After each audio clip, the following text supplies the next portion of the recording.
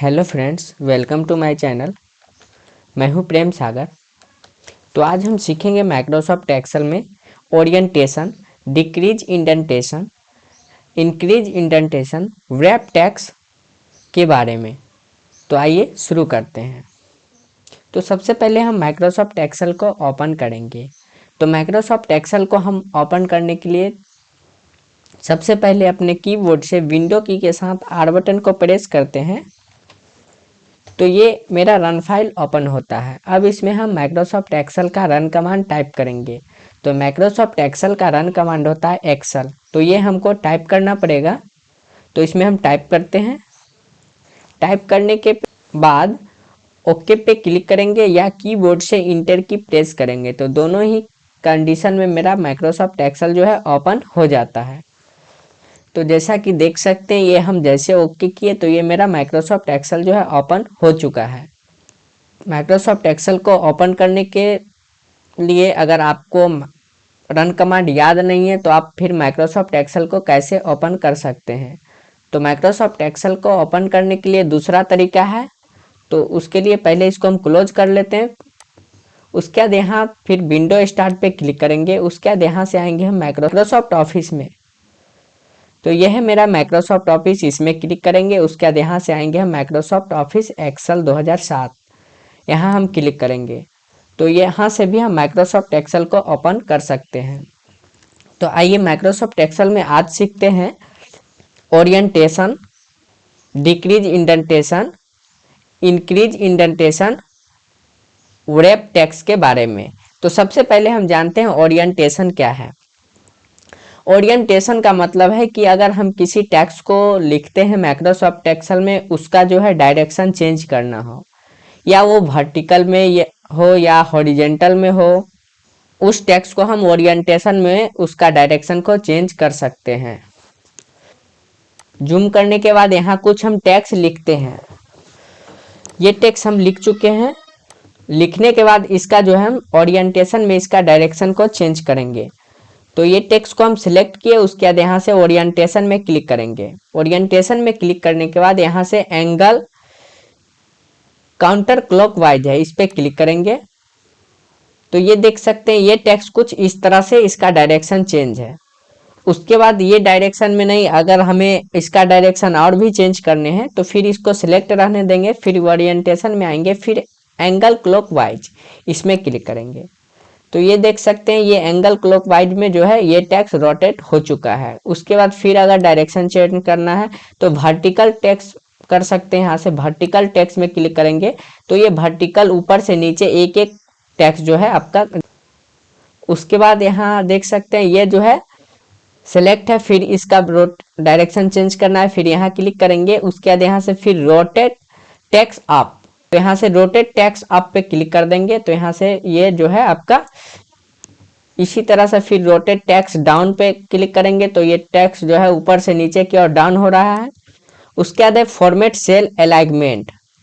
तो format cell alignment में click करेंगे। तो इसमें क्या होता है कि जैसे हम किसी टेक्स्ट को लिखे हैं या आप टैक्स जो भी लिखे हैं वो आपका नंबर में हो या टैक्स में हो या करेंसी में हो या अकाउंटिंग में हो, डेट में हो, तो जिस टाइप से आप देखना चाहते हैं। जैसे अभी हम ये टैक्स लिखे हैं, उसके बाद ये जनरल में है तो जनरल में यहाँ आपका कंप्यूटर शो हो रहा है। जैसे हम अगर डेट लिखेंगे उसके बाद यहाँ से डेट में अगर हम ये डाटा नहीं रहेगा तो यहाँ से रॉन्ग हो जाएगा। जैसा अभी हम फिर ये डाटा को डिलीट करते हैं, फिर दूसरा डाटा को लिखते हैं। तो जैसा कि अभी हम यहाँ कोई डेट एक लिखते हैं।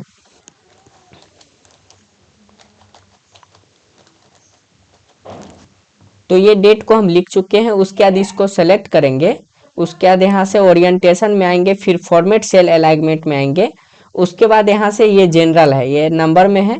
उसके बाद तो यहाँ से ये आपका डेट में आ रहा है। अगर आपका फॉर्मेट गलत होता है, जैसे यहाँ जनरल में रहता है, जनरल में रहने के बाद यहाँ ओके करते हैं तो आपका ये डेट जो भी टाइप किए वो आपका डेट इसमें शो नहीं होता है। इसी तरह से फिर ओरिएंटेशन में अगर फॉर्मेट सेल अलाइनमेंट है, फिर नंबर में है। उसके बाद यहाँ से आपका अगर किसी भी तरह का फॉर्मेट चेंज रहता है तो आपका वो जो है जो भी आप टेक्स्ट लिखते हैं यानी डेट लिखते हैं या वर्ड लिखते हैं तो आपका वो जो है सेम आपके स्क्रीन पे नहीं रहता है। जैसे अभी यहाँ आपका डेट वाले फॉर्मेट में है, या आप नंबर वाले फॉर्मेट में करते हैं या करेंसी वाले फॉर्मेट में करते हैं, उसके बाद ओके करेंगे तो ये आपका करेंसी में चेंज हो जाता है। तो ये हम डेट जो लिखे थे, फिर ये हम अगर डेट टाइप करते हैं उसके बाद अगर आपका फॉर्मेट गलत होता है तो उसको आप सुधारने के लिए यहाँ से ओरिएंटेशन में आएंगे, उसके बाद यहाँ से फॉर्मेट सेल अलाइनमेंट में आके उसके बाद यहाँ से नंबर वाले ऑप्शन में अगर आप डेट लिखते हैं तो डेट पे क्लिक करेंगे, उसके बाद यहाँ से ओके पे क्लिक करेंगे तो आपका डेट जो भी लिखेंगे वो आपका फिर स्क्रीन पे आ जाएगा। तो देख सकते हैं ये इस तरह से आप जो है उसका ओरिएंटेशन में उसका फॉर्मेट भी चेंज कर सकते हैं। उसके बाद है नंबर के बाद है अलाइनमेंट।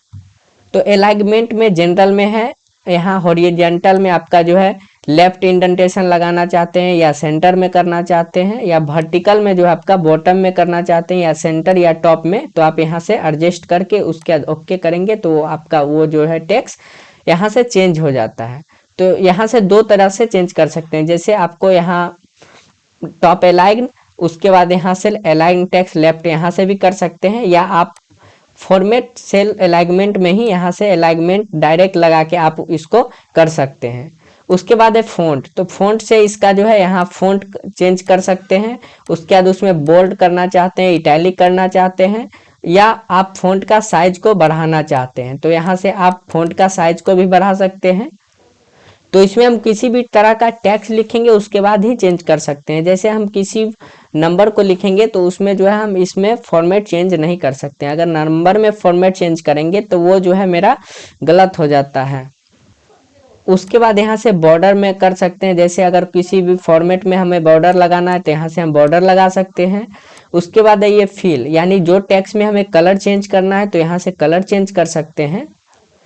उसके बाद इसको हम क्लोज करते हैं। तो ये आपका हो गया। और ओरिएंटेशन में आप नंबर में चेंज कर सकते हैं यानी फॉर्मेट चेंज कर सकते हैं, फिर अलाइनमेंट लगा सकते हैं, फ़ॉन्ट का आपका इसमें साइज बढ़ा सकते हैं, फ़ॉन्ट को बोल्ड कर सकते हैं, इटैलिक कर सकते हैं।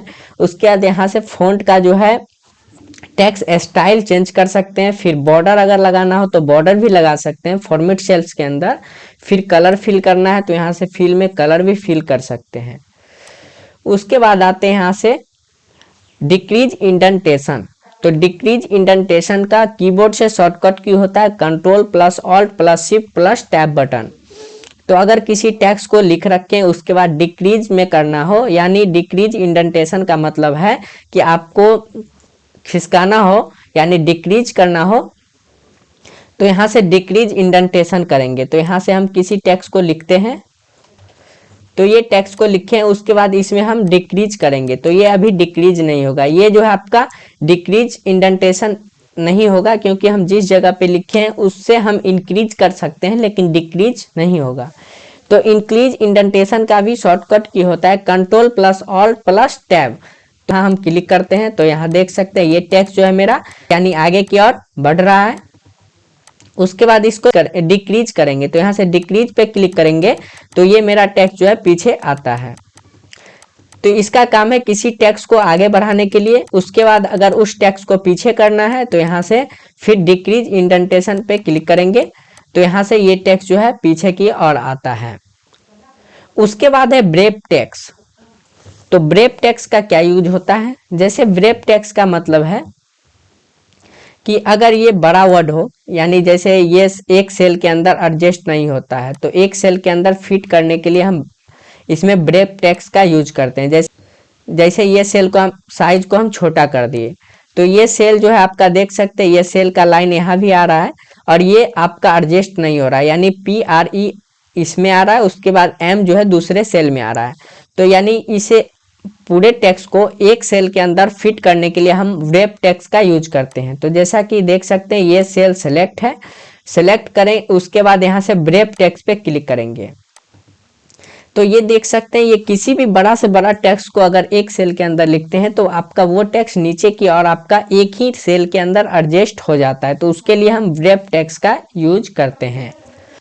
तो आज के वीडियो में इतना ही, बाकी के सीखेंगे नेक्स्ट वीडियो में। अभी तक आपने मेरे चैनल को सब्सक्राइब नहीं किए हैं तो मेरे चैनल को सब्सक्राइब करें और बगल में बेल नोटिफिकेशन होगा उसको भी प्रेस कर ले, जिससे मेरे सारे वीडियो का नोटिफिकेशन आपको हमेशा मिलता रहे। धन्यवाद।